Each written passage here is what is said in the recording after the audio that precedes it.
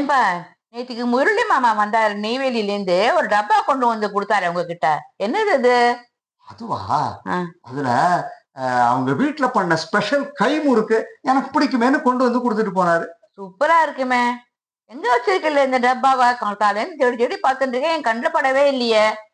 ஆ, உன் கண்ணுல படக்கூடாதுன்னு தான் சமையல் பரன் மேல வச்சிருக்கேன். அடப்பாவி, கை முறுக்கு கை கிட்ட கூடாத இடத்துல வச்சிருக்கேன் பரன் மேல.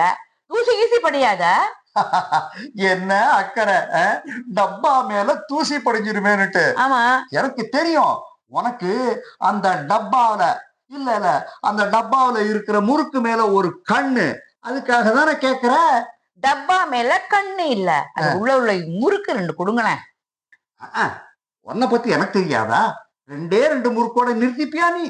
ஒரு டஜனாவது காலி பண்ணாம விட மாட்டியே. டாக்டர் என்ன சொல்லியிருக்காரு? ஆயில் ஐட்டம்லாம் சேர்க்கக்கூடாதுன்னு சொல்லியிருக்காருல. அப்புறம் வந்து முறுக்க தின்னுட்டு ராத்திரி பூரா நெஞ்ச கறிக்கிறதுன்னு என்கிட்ட வந்து நிப்ப.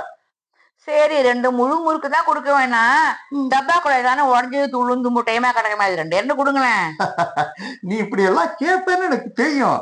அதனாலதான் நானே தியாகம் பண்ணி அதுல இருந்த தூளு தும்பட்டை எல்லாத்தையும் சாப்பிட்டுட்டேன். ரொம்ப நல்ல தியாகம். உங்களுக்கு மட்டும் ஹெல்த் ப்ராப்ளம் எல்லாம் வரவே வராதாக்கும்.